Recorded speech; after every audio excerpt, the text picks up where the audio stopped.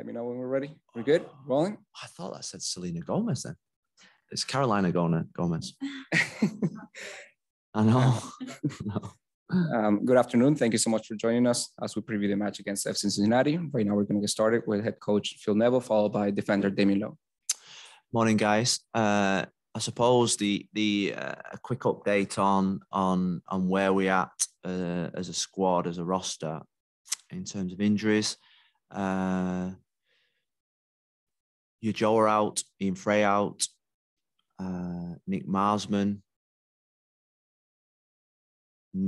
out, but nearly back.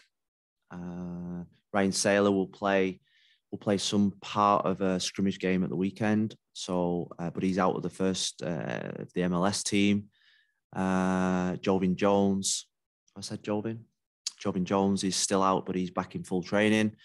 But apart from that, we go to Cincinnati with a fully fit squad, which gives us good depth, good options, good flexibility, and competition for places is what we wanted when we constructed this roster.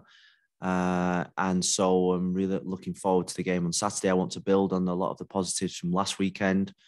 Players were hurting because they put a lot of effort into the game in terms of the dominance in the first half, and then the physical dominance where we physically dominated the second half without tactically and technically dominating it. So we're going to try and build on that against the Cincinnati team, who I think, looking at them over the last three games, and we've watched them over the last three games, are night and day compared to the team that I saw last year in terms of the togetherness, the spirit, and the shape of the team. I think the coach has done an outstanding job early on.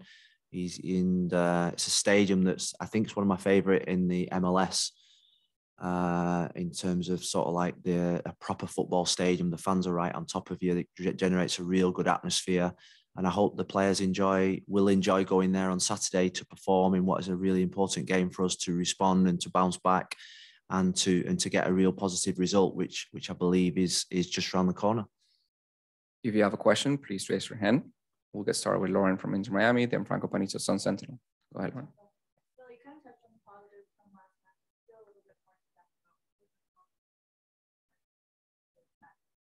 Yeah, well, I think coming off the back of a 5-1 defeat, I think it would have been really easy for us in that first half against a really good LAFC team to be nervous, to be cautious, to not be able to play with a flow. And I thought we showed real courage and bravery to play the way we did in the first half. And I'd say the only thing was missing was the quality that was needed in the final third, the quality that was needed in terms of the composure in the finishing actions.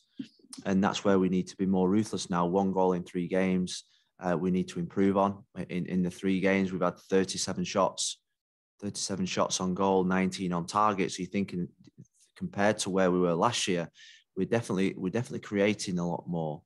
But now you're thinking about the top end of the pitch being more ruthless, showing more composure, and without doubt showing more quality. And that's what we've been hammering home to the players this week. I always think that the 2 ends of the pitch are the most important ones, and the top end of the pitch, we just need to show a little bit more quality. Next question, Franco Panizo, then Austin.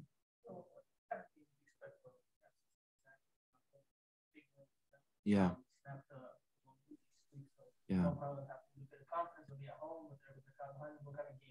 Yeah, I think they will. I think they will have lots of confidence. I think to win in Orlando it takes a real lot of effort, and they played fantastic. I watched the game on Saturday night when I got home. Like I say, I see different qualities from them.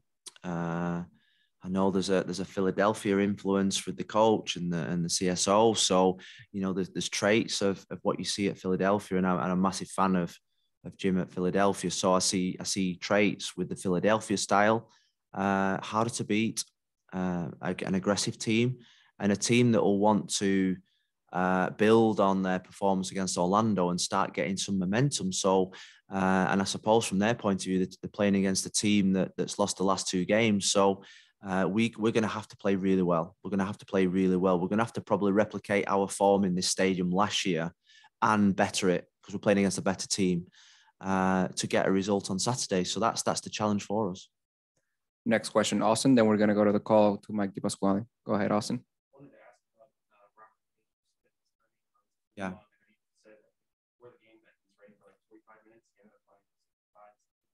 Yeah. He impressed you so far? Yeah, well, he has impressed me, but I still think there's so much more to come. I think he's only at 60% fitness. So imagine what the boy is going to be like once he's been here a month and got used to the Florida climate. You know, I think a move from Europe, and I've experienced it myself, is really difficult when you come over here. There's things that you just don't take into consideration, regardless of the heat, the time difference, the style of football. It's things off the pitch that takes its toll as well. The settling in process to get your social security, get your driving license. All those things are time consuming. It's not as easy as just turning up to an office and just getting a signature. So it takes time, and he's found it a bit of a whirlwind. He came for 3 or 4 days, went back for 10 days, then's come back, and he's playing catch up. So, but I think we've got a really talented player on our hands who you talk about the work in the final third. We're going to get him. We're going to get him in the final third, and he's going to produce those moments, either assists or goals. And really pleased with his attitude, and I'm pleased that he is a real winner within the team. He wants to win every single session, every single drill in training. We'll go to the call with Mike DePasquale. Thank you, Ralph. Good afternoon, Phil. Hi, Mike. Wanted to ask you, you've made it crystal clear that in these last 2 matches, you have not been happy with some of your top players. How was that message taken this week in training? And do you go into this match this weekend not hesitating to make some changes immediately? Yeah, I think we're at that point where because we've got the players that are coming back from injury, because they're back in the squad now. I've got fantastic options up front. I've got 2 players for every position up front, 2 senior players for every position up front. And we saw it last week. Players not perform, you bring them off the pitch. Players not doing what you want, and you make changes because we've got competition. I always think that this league, and I've been in this league now for over 12 months, 13, 14 months, and I've watched a lot of the football over the years, is that the star players, the DP players, the TAM players are the difference makers. And it's by no means an individual criticism. It's just a fact in this league that the difference makers have to make a difference. And I'm not putting expectations, I'm not putting pressure on any of my players, because those types of words and behaviors and sayings are something that's said throughout this league.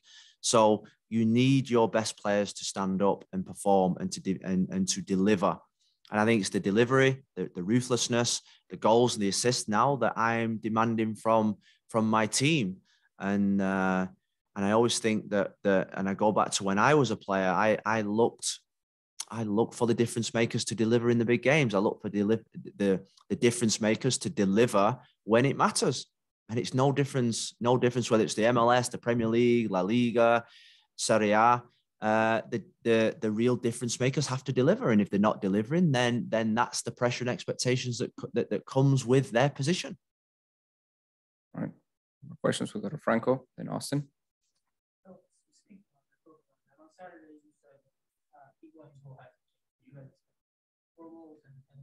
Yeah. And you're strong on that.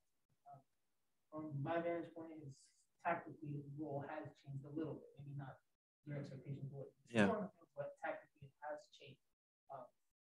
Last year, most of the year, he was the guy leading the line. Yeah. Now he has someone next to him or ahead of him. He's doing a little, especially put that on the side. Has his role tactically changed? Not changed at all? No, because I think if you look at the excuse me, if you look at the positions that he's taking up this year are no different than the positions he was taking up last year. Last year we played a system of 3-4-3 where we had players in the pockets. We had players sort of like, you think about Robbie Robinson, Lewis Morgan played a lot in the pockets. Where they had to be high and wide, they had to be on the last line, which allowed Gonzalo to come in and link play. And this year is no different, just because we've got Leo Campagna up there, Ariel up there. You know, the things that we ask him to do is no different. And that's why I was quite strong after the game in terms of the only thing that's changed is the number on the back, and the number on the back doesn't dictate really my perception of where he should be and what's expected of him. because I think he's doing no different in terms of the positions he's taking up this year. If you think about the first half, some of the best movements we had was when he was running in behind. He only got the ball once running in behind, but some of the best movements of the team was when he was running in behind off the back line. So we give him that creativity and that freedom to find the space, because he's got the quality. He's got the quality, he's got the game knowledge, he's got the experience to go and find space to help the team. And that's all we've said to him in pre-season, is that he's got the freedom to go and find space, to help the team to be creative, but also to score goals. And that's probably where the confusion maybe in what I said last week is that nothing has changed in terms of I expect him to score, I expect him to assist. Does he have the freedom to go where he wants at times? Yes, because he's earned the right for that, because the quality that he's got. But the demands of him are no different against Cincinnati. We, the team, I expect him to score goals. I expect him to assist goals, and that hasn't changed. Yeah, but I think, but if you think back to last season, Franco, I think a lot of the time was the same conundrum for the team. That when the balls were being crossed from Lewis Morgan or Robbie Robinson, that he was always outside the box trailing for the cutbacks. So that was my point, is that nothing's changed really in terms of sort of like his actions, his positions have not changed. We want our best strikers in the box to score. He is our best striker. You know, there's no hiding away from that. He's our best finisher. He's got the most composure. You think about the training performances since I came here, and we tally up, he scores the most goals in training. Why? Because he's got the most quality. And now we just need to see that in games. We'll do the last two questions, Austin, and then goes with Lauren.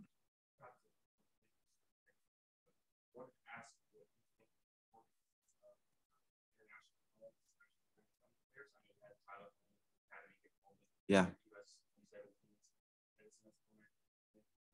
Yeah.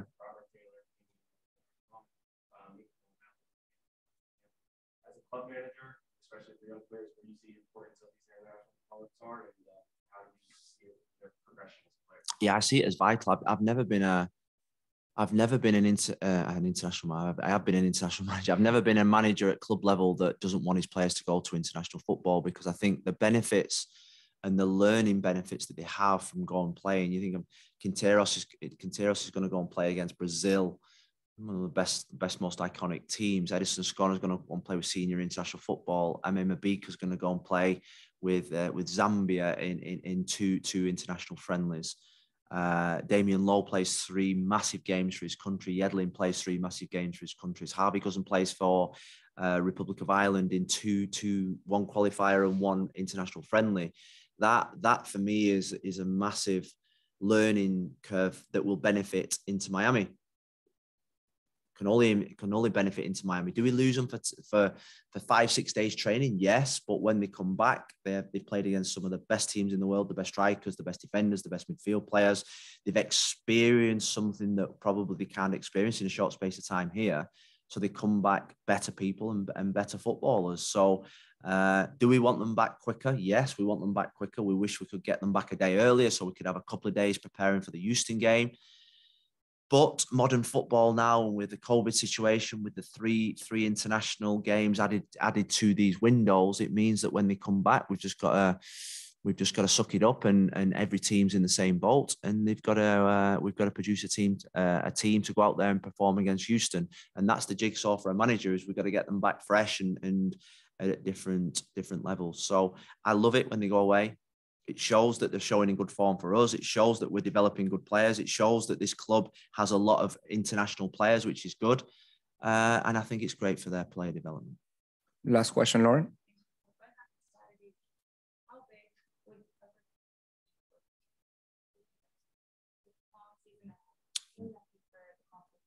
Yeah, I think for the confidence and belief, I think it's going to be massive. You know, we believe we're doing good work. We believe in these players. The players believe in the work that we're doing. But along the way, winning games doubles that belief and doubles that confidence. And what it does, it'll bring them even closer together. The winning feeling is something that I think is something that you can't buy, you can't invest in. It just happens, it comes. And that is the next step for this team, to get the first victory as a new team, get a first victory as a group of players that have not experienced that yet. You look at the tournament that we won in Charleston, even though it was a pre-season tournament, just that feeling of winning and the enjoyment, the enjoyment that it brought to them. There's a photo in the training ground over there, just the amount of smiles that brought to the group. I think that's what this group needs now in terms of performance and a victory. And the victory will come if they keep performing at the levels that we know that they can perform at. And that's what we're looking for on Saturday. Thank you, Coach.